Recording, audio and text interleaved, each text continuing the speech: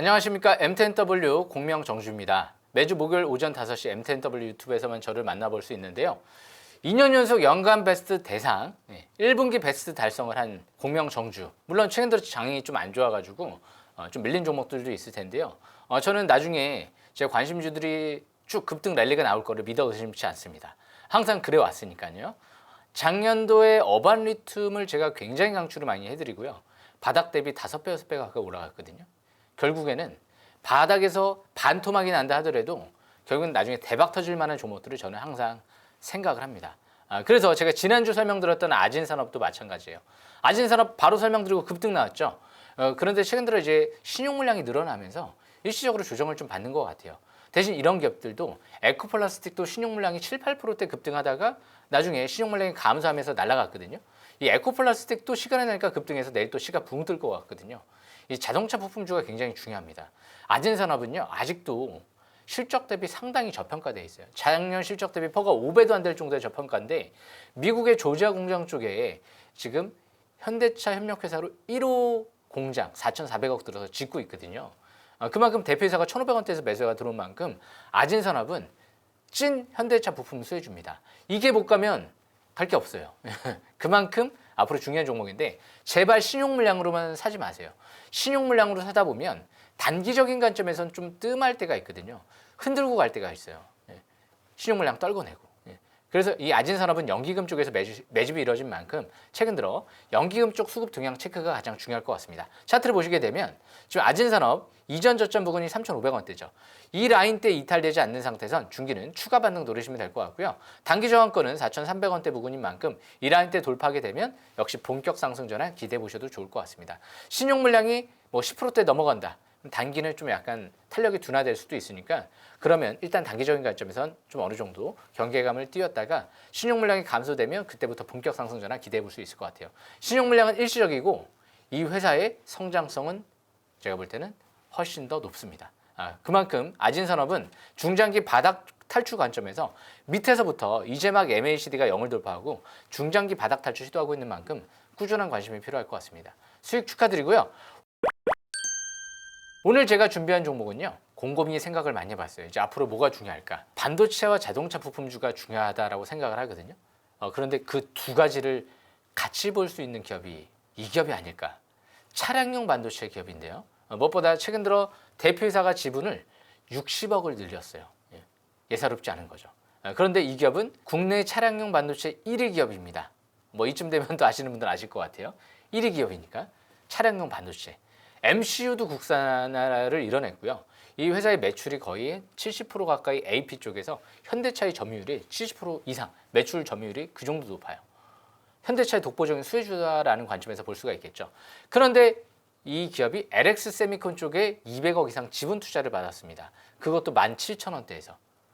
텔레칩스죠. 이 텔레칩스 같은 경우는요. 최근 들어 이제 LX 세미콘 쪽에서 지분 투자를 유치하고 일단 무엇보다 대표이사가 15,500원대에서 지분 투자가 60억 정도 이뤄진 만큼 지금 15,500원 이하로는 떨어지지 않을 것이다 라고 인식을 하고 대표이사가 급하게 CB 행사를 통해서 인수를 통해서 지분을 늘린 거거든요. 최근 들어 LG전자 쪽에서 차량용 반도체 MCU 쪽 내재화에 나서고 있다. 근데 국내 유일의 MCU 내재화한 기업 중에 하나거든요. 그런데 LG전자가 적극적으로 하반기 M&A를 추진하겠다. 물론 해외 기업일 수도 있습니다. 하지만 LX 세미콘 이 기업이 선택한 만큼 역시 LX 세미콘이나 LG전자일 가능성도 있는 거죠. 이 LX 세미콘은 범 LG가 기업이기 때문에 LG전자랑 한 몸이라고 봐도 무방하거든요. 그런데 LX 세미콘이 이 회사를 지분 투자를 하면서 2대 주주까지 올라왔다. 단순히 전략적 지분 투자를 한 게 아니에요. 5%, 4% 한 게 아니고 10% 가까이를 LX 세미콘에서 했기 때문에 여차하면 그냥 바로 인수를 뛰어들 수도 있는 거거든요. LX 세미콘과 LG전자가. 그렇기 때문에 지금 이 텔레칩스 대표이사가 15,500원대에서 지분을 늘렸다는 건 고무적인 흐름인 거죠. 차트를 보면서 설명 들어보겠습니다. 차트를 보시게 되면 지금 저 밑에 721선 부근이 15,000원대 초반대거든요. 그러니까 대표이사가 지금 1월 달에도 시비 행사를 할 수가 있었는데 만원대에서는 어차피 15,500원짜리 인수할 필요가 없잖아요. 만원대에서 그냥 지분을 인수할 수도 있는 거예요. 장내 매수를 통해서 60억을 그 자리에서 샀으면 55만 주 이상, 한 60만 주 가까이를 지분을 늘릴 수가 있는 건데 왜 4월 달 들어서 갑자기 15,500원을 기관들의 물량을 뺏어오면서 왜 지분을 38만 주 정도밖에 못 늘렸을까요? 지금 4월 달 이후에 이 대표사도 갑작스런 어느 정도 내용을 접하고 15,500원대에서 지분을 60억 정도 늘렸다라고 해볼 수가 있잖아요.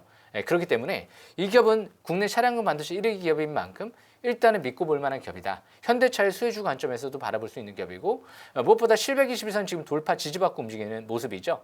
이 빨간색 라인선은 대세 상승 기준점이거든요. 그래서 매수권은 아마 내일 오늘 FOMC가 새벽에 있어 봐야지 알겠지만 급락은 없을 것 같거든요. 내일 만약에 지수가 뜨게 되면 텔레칩스 같은 경우도 시가가 좀 떠서 출발할 가능성이 높겠죠. 일단 시가부터 해서 시가 이하 17,000원대 초반, 17,000원 이하가 적정 매수권이다라고 보시면 될 것 같고요. 손절 라인은 15,000원대 부근을 손절 라인으로 보시고요. 중장기적인 관점에서 목표권은 이번에 이 라인대에서 급등을 하게 되면 신고가를 칠 수도 있지 않을까 생각을 하거든요. 일단 23,000원 이상까지 바라봐야 되지 않을까. 만약에 LX세미콘이나 LG전자 쪽에서 운 좋게 지분 인수를 하면서 이 기업을 통째로 인수한다. 그러면 솔직히 10만 원이 넘어가도 이상하지가 않죠. 저는 그렇지만 인수가 안 될 것도 생각을 합니다. 안 돼도 상관이 없어요. 왜? 대표이사는 15,500원 이하로 떨어지지 않을 걸로 봤으니까.